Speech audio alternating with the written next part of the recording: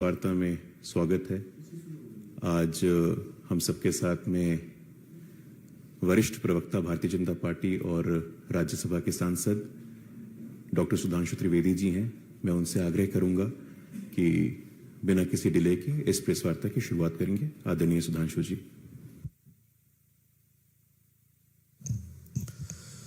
मित्रों, आप सभी जानते हैं कि पश्चिम बंगाल में पंचायत चुनावों में जिस प्रकार के विचलित करने वाले दृश्य निरंतर दिखाई पड़ रहे हैं, वो लोकतंत्र के प्रति संवेदना रखने वाले किसी भी व्यक्ति को व्यथित करते हैं। हिंसा का जो तांडव दिखाई पड़ रहा है, ये कष्टकारक है, दुखद है और मन में आक्रोश भरने वाला है।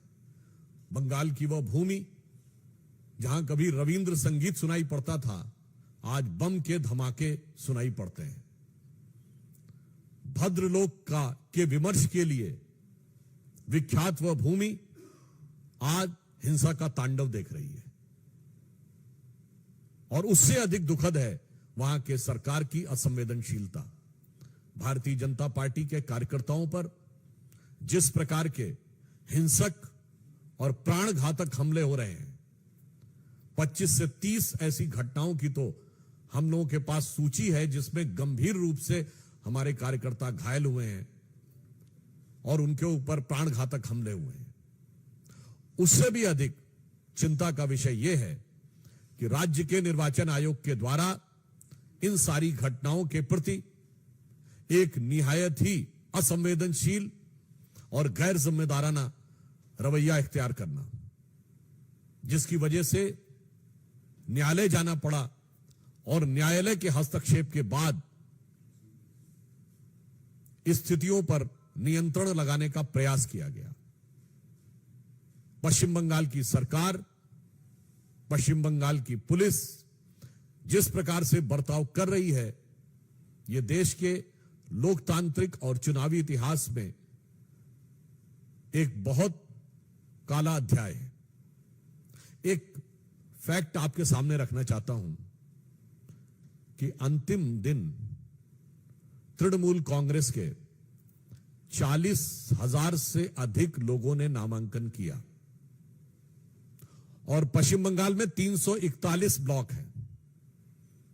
4 घंटे के अंदर यदि 40,000 से अधिक लोग नामांकन करते हैं केवल 341 ब्लॉक में, और इसमें तो अन्य भी दलों के लोगों ने नामांकन किया है अंतिम दिन, ऐसा तो नहीं है कि सिर्फ तृणमूल कांग्रेस ने किया है, लेफ्ट ने भी किया है, कांग्रेस ने भी किया है, हमने भी किया है। यानी औसतन एक व्यक्ति के नामांकन का समय 2 मिनट के आसपास आता है। अब व्यवहारिक दृष्टि से समझा जा सकता है कि सरकार और राज्य की चुनाव आयोग के दिशा निर्देश में काम कर रही चुनावी मशीनरी कितनी ईमानदारी से काम कर रही है। यदि एक नामांकन पत्र को सरसरी नजर से भी देखना हो कि उसके अंदर कोई गलती नहीं है, तो वो 2 मिनट में नहीं देखा जा सकता। 5, 7, 8 मिनट तो आपको देखने में लगते हैं। इसके बावजूद इस गति से हुए नामांकन ये दर्शाते हैं कि सरकार किस प्रकार से व्यवस्था को हाथ में लिए है। और मैं पूछना चाहता हूं, जो लोग कहते थे कि democracy is almost finished in India, तो I want to ask them a categorical question that the level of violence which is been witnessed in West Bengal, the democracy is flourishing और इट इज वैनिशिंग। ये लोकतंत्र का उद्भव दिख रहा है या तिरोभाव दिख रहा है?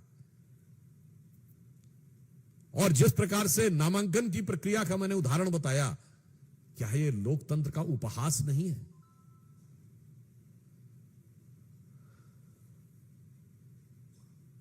राज्यपाल महोदय भी, आप सभी को ध्यान होगा कि हिंसा की जिस प्रकार निरंतर सूचनाएं आ रही हैं और राज्य सरकार की निष्क्रियता, असंवेदनशीलता जो ममता बनर्जी जी के संरक्षण में चल रही है, उस कारण से राज्यपाल ने भी जाकर आज कई जगह हिंसा प्रभावित क्षेत्रों का दौरा भी किया है। मैं यह भी बताना चाहता हूं कि इस प्रकार के घृणा, हिंसा और प्राण घातक हमलों के दौर में भी भारतीय जनता पार्टी के 50,000 से अधिक कार्यकर्ताओं ने अपना नामांकन किया है। यानी इन प्रतिकूल परिस्थितियों में भी भारतीय जनता पार्टी के कार्यकर्ता पूरी दृढ़ता के साथ, साहस के साथ उस जुल्म और ज्यादती को सहते हुए लोकतंत्र की लड़ाई लड़ने के लिए आगे बढ़ रहे हैं।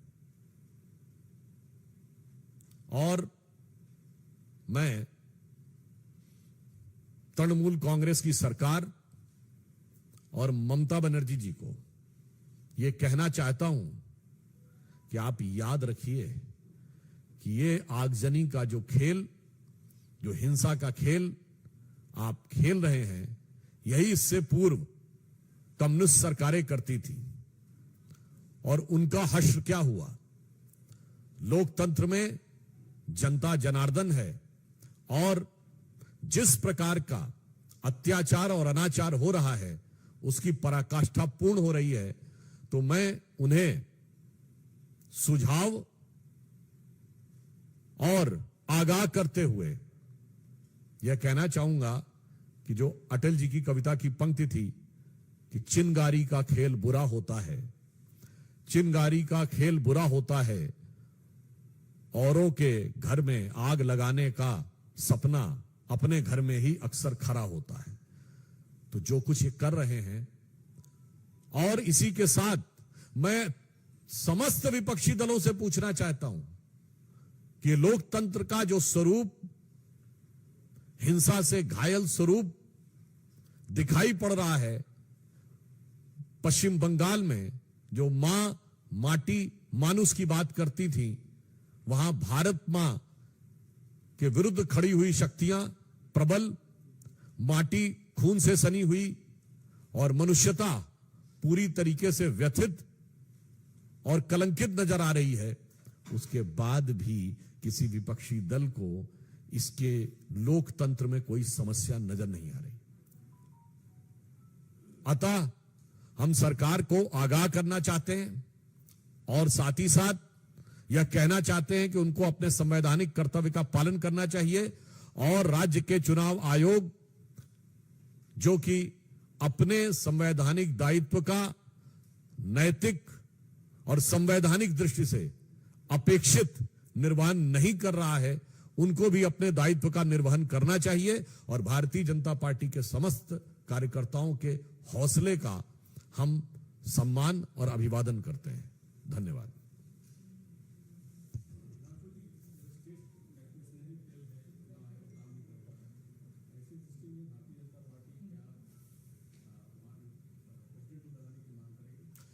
देखिए, चुनाव की प्रक्रिया चल रही है और आप सभी को विदित है कि चुनाव की प्रक्रिया के समय चुनाव आयोग के ही निर्णय सर्वोपरि होते हैं। इसीलिए मैंने चुनाव आयोग यानी राज्य के चुनाव आयोग को से यह अपेक्षा की है कि वो अपने संवैधानिक दायित्व का नैतिकता के साथ पालन करें।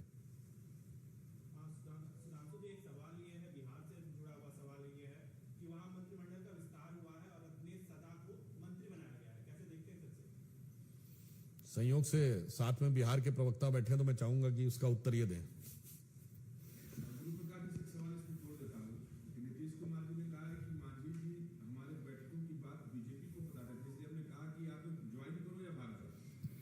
नहीं, देखिए, हमें ये समझने की आवश्यकता है, आज बिहार में जो महागठबंधन का स्वरूप है वो शुद्ध रूप से पिछड़ा विरोधी है, दलित विरोधी है, गरीब विरोधी है, शोषित विरोधी है।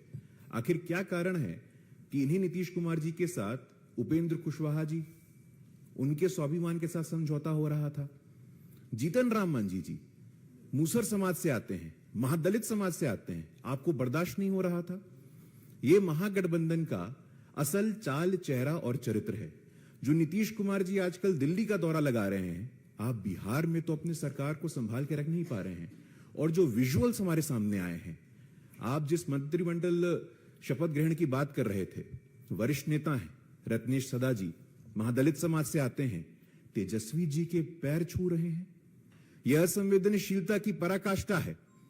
जिनके पिता जो राष्ट्रीय जनता दल सामाजिक न्याय की बात करती थी, आज वो सामाजिक अन्याय का सबसे बड़ा उदाहरण बन गया है। एक दलित महादलित समाज से आने वाला व्यक्ति जब मंत्री पद की शपथ लेता है तो अपने से उम्र में छोटे, आयु में तो छोटे हैं ही, राजनीतिक अनुभव में भी छोटे हैं। रत्नेश जी दलित समाज से आते हैं, अपने दम पे विधायक बने हैं, अपने दम पे मंत्री बने हैं, लेकिन उनको भी तेजस्वी यादव जी का पांव छूना पड़ रहा है। इससे देश भर में दलित समाज, महादलित समाज, गरीब समाज आज अपमानित महसूस कर रहा है। हमें जानने की आवश्यकता है, ये वही लोग हैं जो जातिगत जनगणना की बात करते थे, लेकिन सामाजिक न्याय के नाम पे शुद्ध रूप से आपने अपने आप को और अपने परिवार को आगे बढ़ाया है। डिप्टी सीएम तेजस्वी यादव जी, मंत्री कौन? तेज प्रताप यादव, राज्यसभा कौन? मीसा भारती, नेता कौन बनेगा विधान परिषद में? तो माता बनेंगी। आपके सामाजिक न्याय की कल्पना में आप परिवार से आगे गए नहीं और आए दिन दलित, महादलित, गरीब शोषितों का अपमान कर रहे हैं। ये देश देख रहा है, दलित समाज देख रहा है।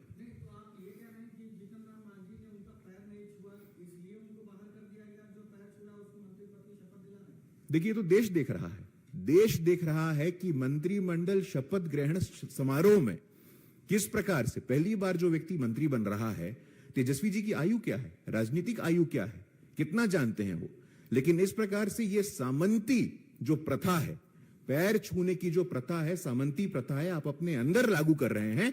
ये कुछ और नहीं है, उनका असल चाल चेहरा चरित्र है। सामाजिक न्याय के नाम पे आपने जो लोगों को ठगा है, आप एक्सपोज हुए हैं आज।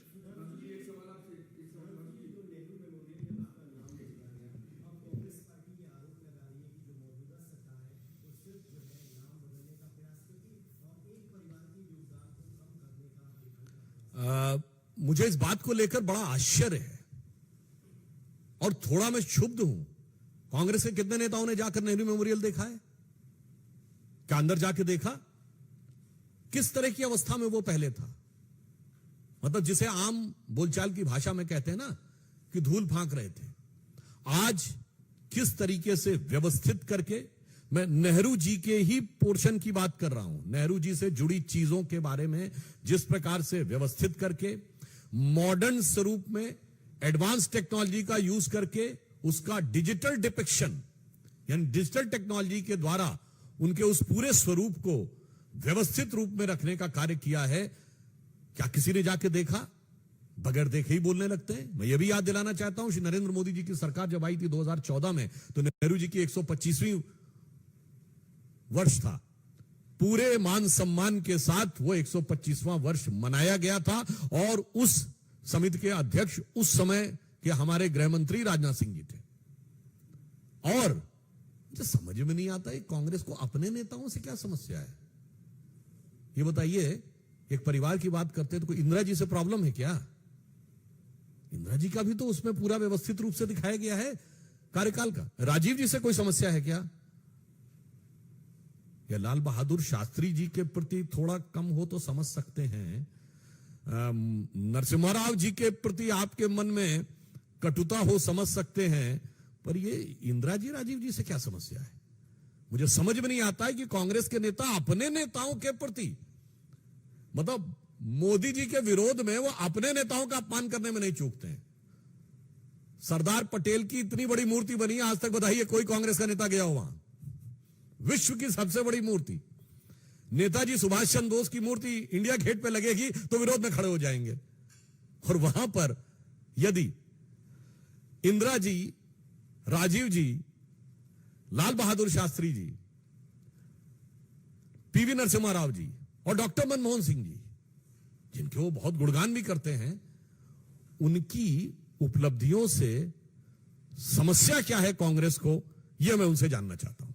ठीक है, अटल जी से, मोदी जी से समस्या हो सकती है, मैं मान सकता हूं, इसीलिए मैंने उनके प्रधानमंत्रियों के नाम गिनाए हैं और उनके परिवार के प्रधानमंत्रियों के नाम गिनाए हैं। मुझे लगता है शायद मोदी जी के विरोध का जो वो मोदिया बिंदु उनकी आंखों में है, उसमें वो अपने पराये का भी भेद नहीं कर पा रहे हैं।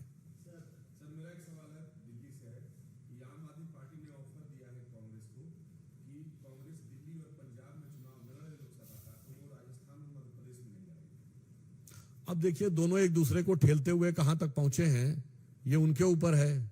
आम आदमी पार्टी की पालकी ढोकर सत्ता की दहलीज कांग्रेस ने पार कराई थी, और फिर ऐसा पार कराया आम आदमी पार्टी ने कि वो पूरी रियासत ही चली गई उनके हाथ में। तो जो एक कहावत होती ना, दोनों एक दूसरे को ठेलते हुए कब कूप में गिरने की कोशिश करेंगे, तो उस पर मुझे लगता है दोनों का अंदरूनी मामला है, हमें कोई टिप्पणी करने की आवश्यकता नहीं।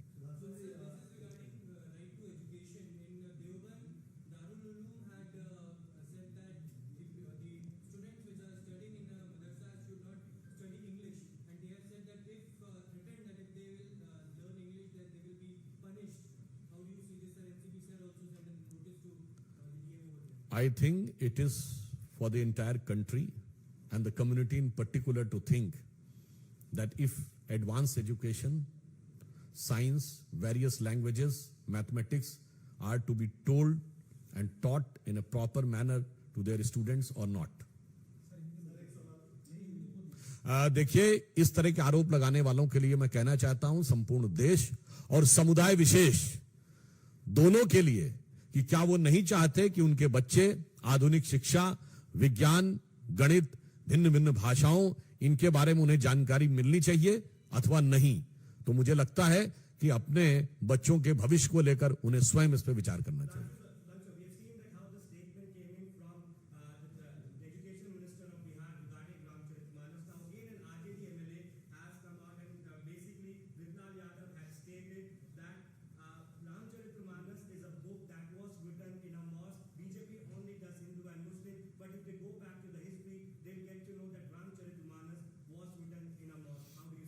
वैसे सब लोग जो बहुत ज्ञान देव पाणे बन जाते हैं, उनके लिए मैं ये कहना चाहता हूं कि आपको पता रामचरितमानस में लगभग कितने शब्द हैं? 1 लाख के लगभग। तुलसीदास जी ने अपने पूरे साहित्य में 1,40,000 शब्द लिखे हैं। मैं दावे के साथ कहता हूं 1000 नहीं पढ़े होंगे। तो मुझे लगता है कोई बात नहीं, एक कहावत है कि लागी छूटे ना, अब तो सनम चाहे जाए जिया। तो वो अपनी फितरत से, अपनी आदत से, अपनी शरारत से बाज नहीं आते, तो हम काहे उसके ऊपर अपनी लियाकत और अपनी सदाकत को साबित करने की कोशिश करें। ये हिमाकत उन्हीं को करने दीजिए।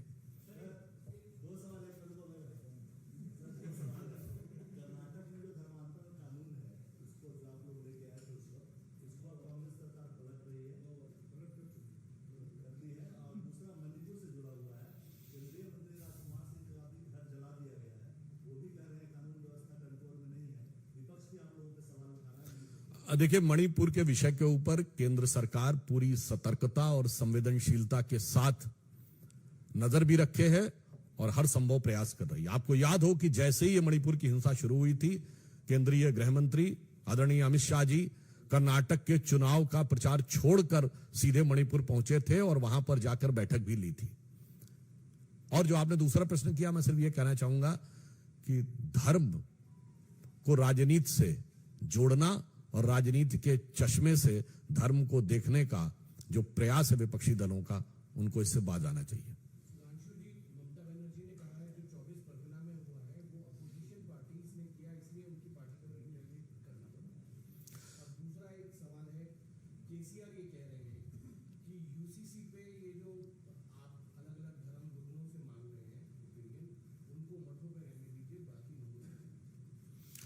देखिए, पहले मैं कहना चाहूंगा कि 24 परगना के विषय के ऊपर ये कौन बोल रहा है? राज्य की मुख्यमंत्री।